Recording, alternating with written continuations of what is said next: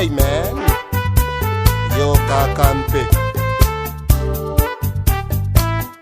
Africano, Africano, il est temps que tu te réveilles, il faut que tu travailles, oh yeah. Télémato Kembe, Africano, Africano, tu as tout dans ta maison, mais tu trimes sans raison, oh, oh yeah. Africano, Africano, ceux sur qui tu comptes te font rêver que par des contes. Mon Télémato Kembe, Africano, Africano, travail plus amour font vivre de beaux jours. Go, assis sur du trésor, tu vis dans la misère. Qui veut piquer ton or, t'embrouille dans des guerres. T'as tout pour être riche, tu fais tout pour vivre pauvre. Y a une ère nouvelle qui s'ouvre, veux-tu sortir de ta niche? Oh ma biche, aïe aïe aïe, Africano, oh yeah. Africano, il est temps que tu te réveilles, il faut que tu travailles. Mais Télémato Kembeko, Africano, Africano, tu as tout dans ta maison. Il y a les uns qui sont dans la lumière, les autres sont dans la non-lumière, même pas dans le pénombre. Ceux du monde dirigent le monde, c'est-à-dire le monde des hommes. Et ceux du non-monde sont aux dépens du monde. Alors cette affaire de quel monde, monde noir, non. Il y a ceux qui sont dans le monde, et on les connaît, ils sont aujourd'hui 28 ou pas. Ce sont les G8, G9, G20. Ce sont ceux-là le monde. De nous dire comment le noir congolais ont participé d'une manière arrogante à la libération de la Belgique et des Alliés. Lui-même, quand il écrivait ce livre, il ne savait pas quel service il représentait au monde. L'histoire nous a dit par le texte. Le texte 25, 35, etc. Quand les autres nous considèrent comme vaillants, je ne veux pas citer Boutama Combo, enfin je les cite quand même. Je donne avis pourquoi ne pas le citer. Je vous salue, cher ami. Il est allé jusqu'à planter devant la cathédrale une Marie noire. Et on l'a proclamé père de l'Église. Je ne sais pas ce qu'on a fait aujourd'hui. Conscience. Alors, nous faisons entrer ici dans notre dernier paragraphe parce que nous n'allons pas être loin, le prince va parler.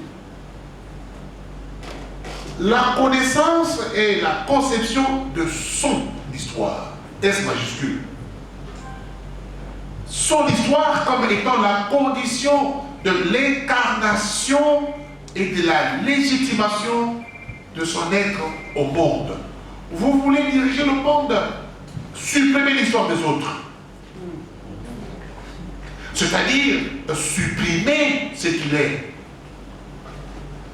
Si vous prenez, vous enlevez ma femme, je vais pleurer moi, beaucoup. Mais ça va passer. Si vous prenez mes biens, tous mes biens, je ne vais pas être content, mais ça va passer. Je m'applaudis.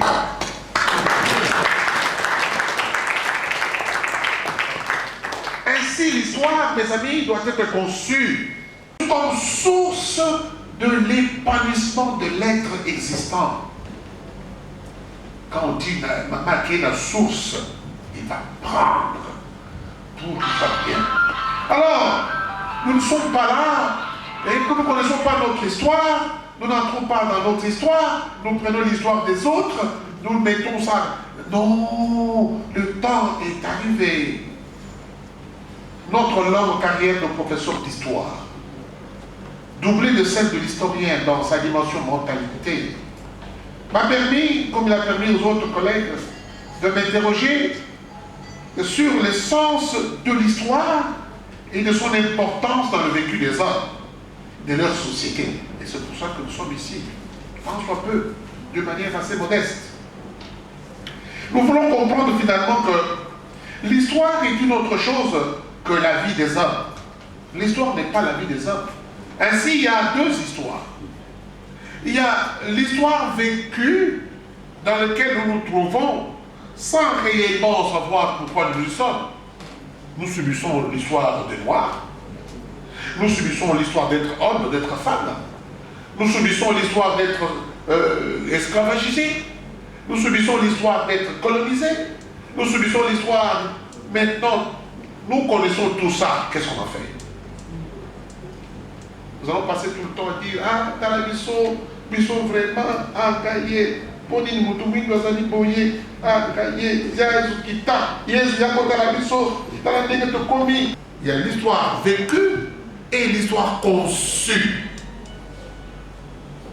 Créons notre histoire pour nous, pour notre bien, pour nous défaire, n'est-ce pas, de ces scories que l'esclavage nous a laissé, que la colonisation nous a laissé, que la dictature nous a laissé.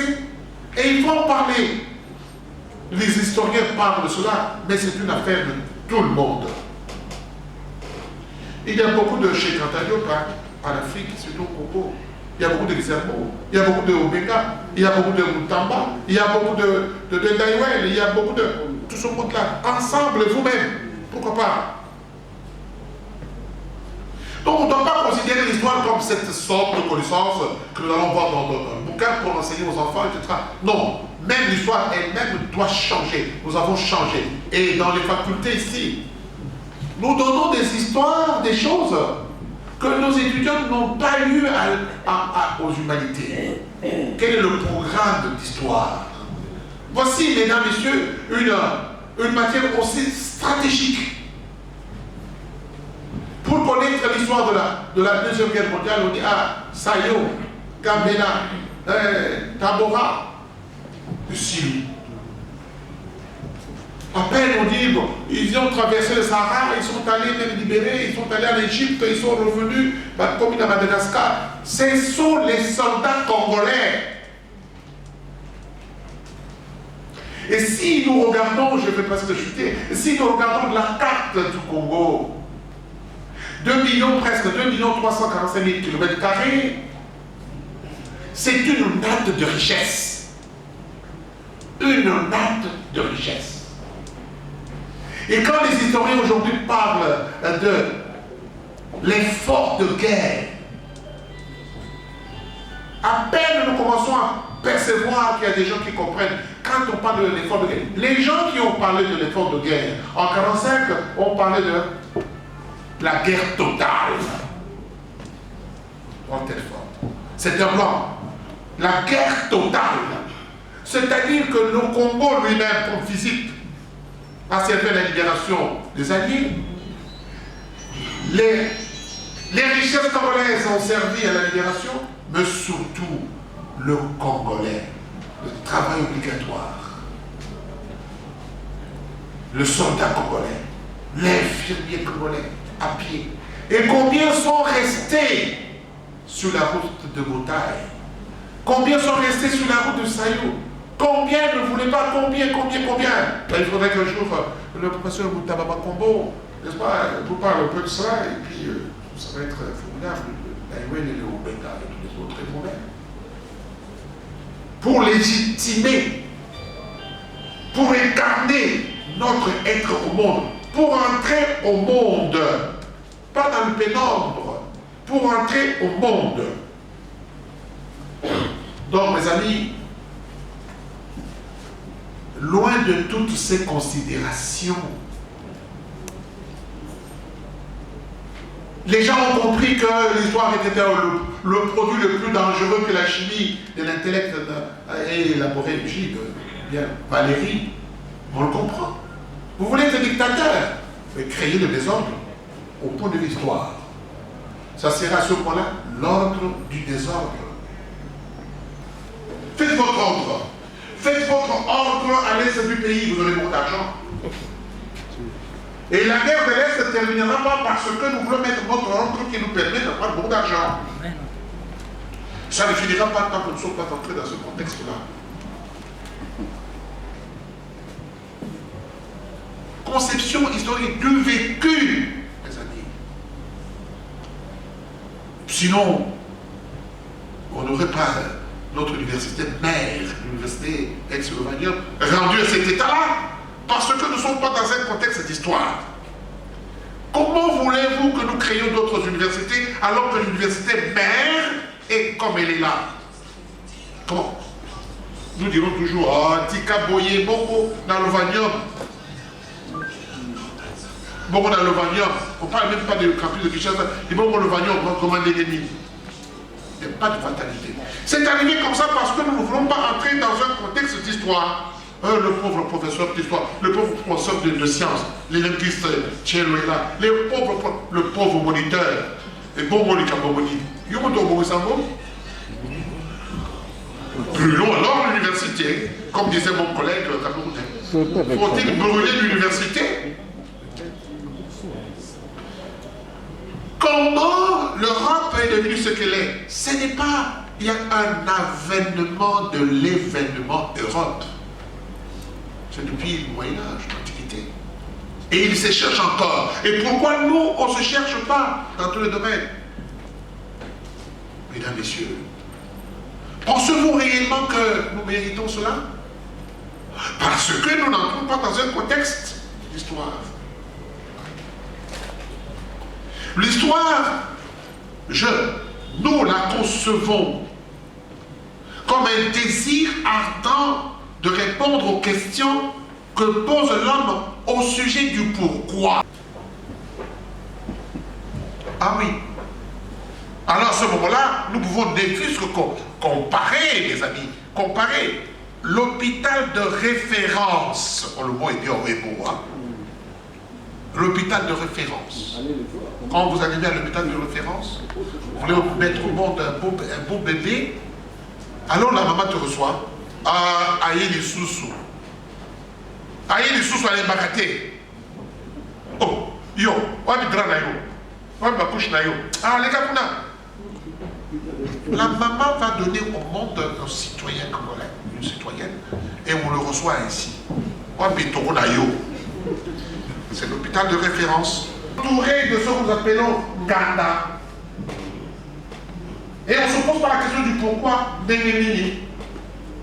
Et quand on pose la question du pourquoi, les littéraires ou les logiciens, quand on pose la question du pourquoi, la réponse commence par parce que.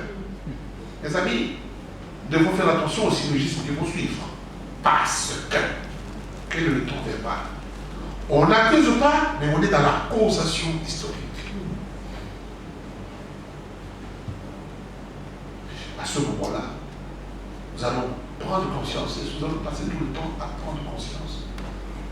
Nous avons passé tout le temps à aller dans les petits gandins tout autour là, après le cours, je suis là, chez Moseka. Moseka, ah, professeur, les nous avons un pied du Kézayao. Moi, je suis tout Kézayao. Pesaka. Professeur, nous avons un verre, car si vous ne pas sous cas, Pesaka. Nous rigolons bien sûr. Après, moi j'avais les mains. Ça va dans les toilettes, on s'essuie les mains au petit rideau qui se trouve là quelque part.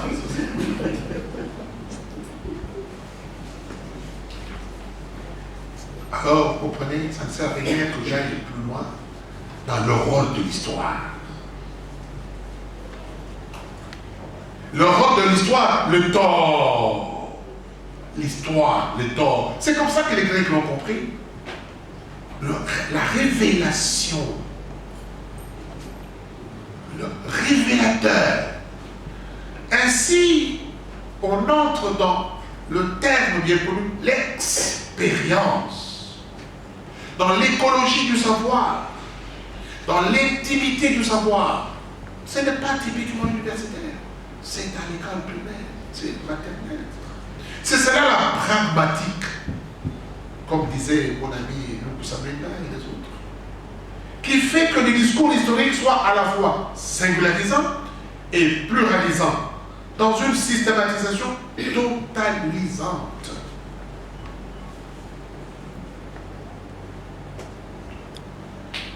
Le L'expérience reste opaque, bien sûr. Mais en venant ici, en allant à l'université, en écoutant la radio, en écoutant celui-là, nous-mêmes, nous tous, nous allons entrer dans une nouveauté voulue pour parer à la situation régressive ou stagnante d'un monde de non-monde. Nous ne sommes pas dans le monde, mes amis. Nous sommes dans le non-monde. L'histoire, l'historien, et en fait de compte, un enseignement qui fait émerger la culture du savoir, c'est-à-dire la culture du savoir-voir. Mais j'ai encore autre chose à dire. J'ai encore autre chose à dire. Ah oui. On se regarde bien, non. Dis-moi des dire. Merci. Je vous remercie, mon cher prof. Je ne sais pas si je serais capable de dire de la même manière qu'il a dit, parce que lui, la phraséologie, il maîtrise très bien. Je vous ai dit tout à l'heure que je suis un paysan. Alors, mon français, je l'ai appris dans la rue, s'il vous plaît. Alors, ne me tenez pas rigueur si je prononce mal, si j'ai dit des phrases qui ne sont pas bien ordonnées. Et en plus, si je viens du Canada, de lancer ma discussion, j'aimerais d'abord dialoguer avec vous. Parce que le prof nous fait voir qu'il faut être conscient des choses qui sont tout autour de nous. Qu'on puisse être à mesure peut-être de se démarquer, parce qu'il parle de concevoir d'une certaine manière notre avenir. Alors, une question que moi j'aimerais vous poser et que ça soit la base de notre discussion et qui va me permettre aussi d'introduire mon sujet. Qu'est-ce que l'homme congolais a pour se féliciter, a pour s'enorgueillir, ou qu'il peut même présenter au niveau international comme étant ça? C'est quelque chose que les Congolais a inventé, qui fait la fierté des Congolais ici au pays, voire même à l'étranger. Est-ce que j'ai bien posé la question? Oui. Parce que devant moi, je vois qu'il y a, je ne les connais pas tous, mais je semble voir qu'il y a des grands professeurs, des grandes personnalités. Kamba, vous allez m'aider pour identifier les personnes qui sont à l'intérieur. Oh, ils sont nombreux. Ils sont nombreux. Oui. Bon, voilà. On voit celui qui a les têtes ceux qui ont les têtes qui brillent là. Bon, voilà. Maintenant, en tant qu'une collectivité, parce que les choses que je veux vous parler, ça concerne le leadership de la population congolaise. Non seulement ici au Congo, mais à travers le monde entier. Mais qu'est-ce que nous avons aujourd'hui qui peut faire la fierté et notre orgueil ici au pays et à l'extérieur du pays? Parce que vous raisonnez, je pense qu'il n'y en a pas beaucoup. Mais je vais vous aider quand même. Dans le discours de notre cher professeur, il a parlé des mots, la guerre totale. C'est un mot qui existe depuis 70 ans. Est-ce que vous connaissez la personne qui a inventé ces mots? Pas du tout. La personne qui a inventé ces mots, le professeur même l'a énuméré, ce sont les soldats qui ont fait la guerre du Congo et qui ont traversé toute l'Afrique. Cette personne a même une avenue ici chez vous, à Missi Mbavu. Retenez très bien cela. C'est un gars ici qui faut un Moubembe. Il a une avenue ici qui s'appelle Amissi Mbavu. Amissi Mbavu a inventé ces mots. Pourquoi? Parce qu'au moment des combats, les militaires belges avaient l'habitude de prendre repos. Quand il avait à 12 heures, il allait manger et les ennemis aussi prenaient ces repos-là. En sorte que, lorsque maintenant les temps ont sifflé pour recommencer la guerre, Et il a vu que tous ses compagnons, tous mouraient. Alors il est allé se plaindre auprès de ses supérieurs militaires pour leur dire, écoutez, pourquoi on se repose? Chez nous, lorsque nous allons en guerre, c'est une guerre totale. Et c'est ainsi que ce mot sera vulgarisé jusque même dans l'armée allemande et dans tous les fronts des fronts alliés. Ça, c'est votre acquis. Vous devrez applaudir cela. C'est trouvé au Sénat belge. Mais je ne sais pas si encore aujourd'hui cette photo se trouve là-bas. C'est pour vous dire quoi? C'est que vous avez quelque chose, ne vous méprisez pas, ne pensez pas que vous êtes en arrière, mais vous avez quand même la sémence des choses qui peuvent étonner le monde. Et c'est dans ce cadre-là que moi je vous apporte ce message. Alors, d'habitude, je n'ai pas, comment je peux dire ça, je n'ai pas l'habitude de lire mes discours. Mais ici à Kinshasa, on m'a appris que c'est comme ça qu'il faut procéder. Ma lecture commence ainsi. Vers un nouvel ordre congolais, mythe ou réalité. Le nouvel ordre, même si cela n'a pas été publié sous cette appellation, est entré pour la première fois auprès des peuples de cette partie de l'Afrique qui allait devenir la RD Congo aujourd'hui, en septembre 1876, sous le nom de l'Association internationale pour la civilisation en Afrique centrale, soit il y a maintenant 139 ans. Le but initial de cette entreprise était d'exploiter les richesses de cette contrée qui n'existaient nulle part ailleurs pour les mettre à la portée des pays européens. En même temps, c'était de permettre à leurs industries de poursuivre leur étonnant progrès par l'exportation plutôt, en Afrique de leurs produits.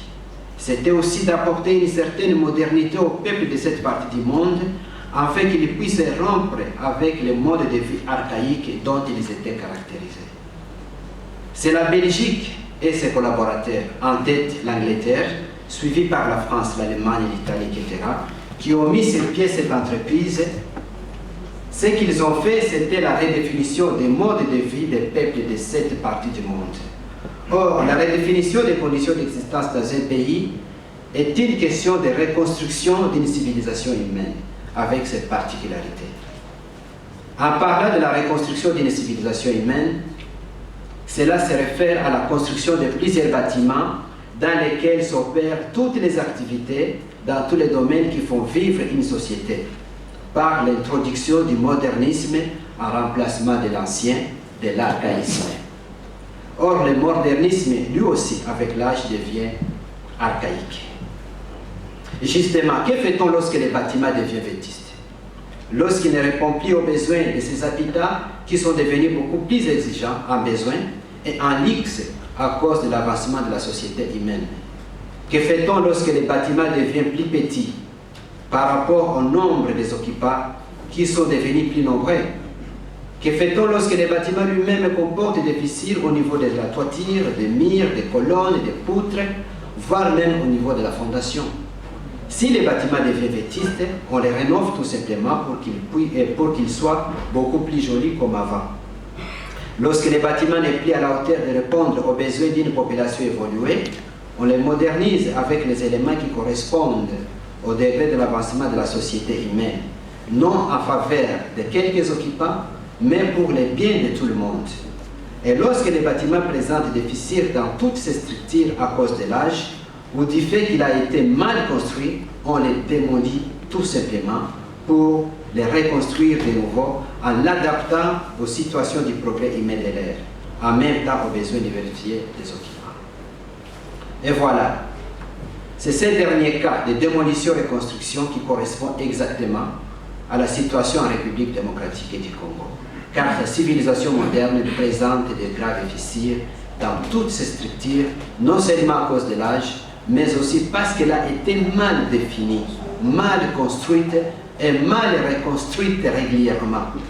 Dans ces conditions, elle ne pourra jamais atteindre les degrés du modernisme de l'humanité en ce XXIe siècle et elle ne pourra pas non plus combler les besoins fondamentaux de la quasi-totalité de la population. Mal définie mal construite et mal reconstruite régulièrement, parce que les constructeurs ont défini les valeurs, ont détruit les valeurs spirituelles et culturelles multimillénaires de ressourcement, de régénérescence. Ils ont aussi dépouillé la population de leurs ressources naturelles, dont les sols, les sous-sols et la forêt, la rendant plus dépendante du superficiel. Et lorsqu'il s'agit de la démolition-reconstruction, on fait référence à l'expertise, aux moyens matériels et financiers requis. Mais alors, la R de Congo a-t-elle suffisamment de l'expertise et des moyens qu'il faut, à la fois pour démolir et pour reconstruire de façon plus meilleure sa propre civilisation, répondant valablement aux besoins multiples et préoccupations variées de l'ensemble de sa population? La réponse est simple et franche. La R de Congo n'a pas de l'expertise ni des moyens matériels et financiers pour faire tout cela. La R de Congo n'a pas non plus de l'expertise pour gérer, pour entretenir le modernisme qu'on peut la fournir. S'il vous plaît. Voilà. Les possibilités existent uniquement dans les dimensions spirituelles propres à ces pays, mais ça c'est une autre histoire qu'on verra plus loin. L'un des exemples qui démontre les compétences de la R de Congo dans la mise en place et dans la gestion du modernisme, ce sont les quelques infrastructures léguées par les Belges en 1960. Seulement une année après le départ des Belges, les infrastructures mal utilisées et non entretenues ont commencé à tomber malades, puis à mourir progressivement. D'autres ont été subitement abattus, subitement décapités sous les effets des multiples guerres civiles qui ont éclaté au pays juste après l'indépendance. Aujourd'hui, 55 ans après l'indépendance, presque la totalité de ces infrastructures ont péri, à l'exception de ceux dont la nature était de traverser les temps, et rien n'a été fait jusqu'à ce jour pour les remplacer. Chose très grave, c'est que les administrateurs de la chose publique, depuis l'indépendance à ce jour, malgré leurs grandes études auprès des universités nationales et auprès des universités les plus célèbres de la Terre, ont complètement bafoué l'importance qu'il y avait de restaurer les infrastructures de base léguées par les Belges. Lorsqu'on fait le parcours de notre pays, en commençant par la ville de Kinshasa, on s'aperçoit vite de l'état très lamentable des choses. La pourriture, l'archaïsme et l'antiquité règnent auprès de la quasi-totalité de la population. Et l'épée de modernisme qu'on trouve par ici et par là ne fait pas le poids vis-à-vis de l'état là incommensurable de la décomposition des choses. Dans presque tous les villages au pays, nous sommes quasiment retournés au temps des explorateurs européens, où la population de notre pays n'avait rien du tout du modernisme. La nécessité donc d'un nouvel ordre véritable, en d'autres termes, d'une meilleure civilisation adaptée aux avancées techniques de l'ère, en même temps généralisée pour l'ensemble de la population, s'impose d'urgence. Il s'agira donc d'un véritable nouveau départ, ayant comme l'objet de rattraper les retards perdus, en même temps de stabiliser de façon permanente les acquis. Une telle chose ne peut se faire que dans le cadre du progrès simultané, durable et généralisé, et non dans le cadre du développement progressif, animé par les institutions internationales et par les grandes écoles économiques de ce monde. Toutefois, en revenant sur la question, il faut dire que l'expression nouvel ordre en ère de Congo est apparue avec plus de vivacité au pays au moment des préparatifs des travaux du dialogue intercongolais qui avait pour mission de mettre fin à la guerre qui avait commencé à incendier le pays dès l'année 1998. La vivacité de cette expression s'est poursuivie après les travaux de ce dialogue qui s'est soldé par l'établissement d'un accord conclu en Afrique du Sud en 2002. L'objet du dit accord était de mettre en place les fondements du fameux nouvel ordre, essentiellement centré sur deux éléments qui suivent.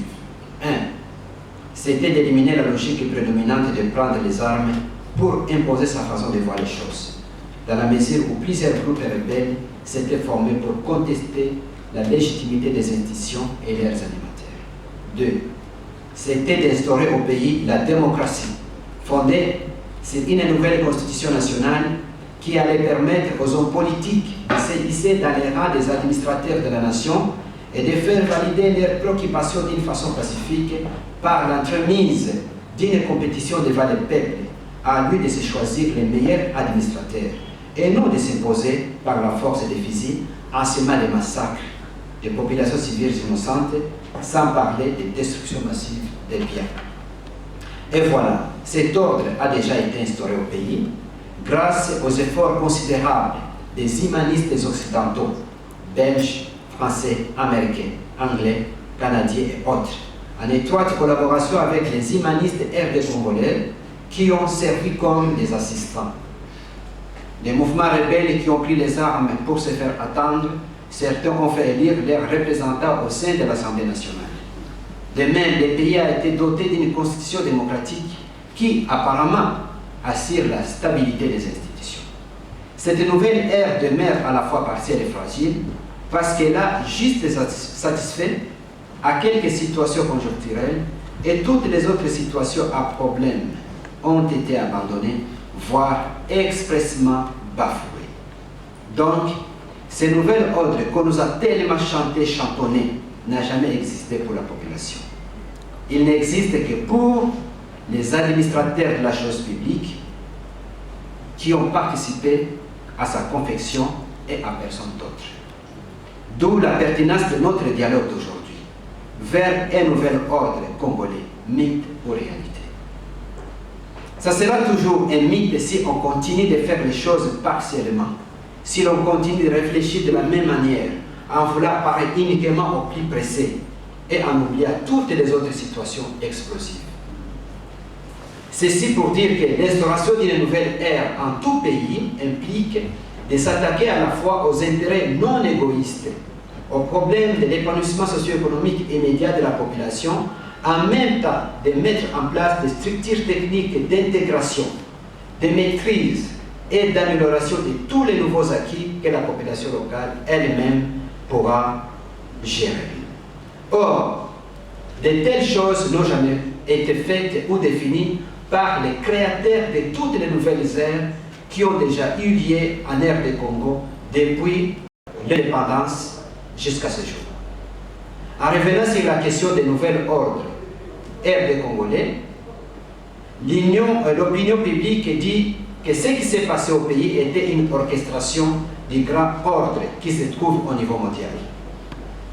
Justement, la structure mondiale en question est généralement connue au nom du nouvel ordre mondial qui a engendré des expressions en vogue, mondialisation.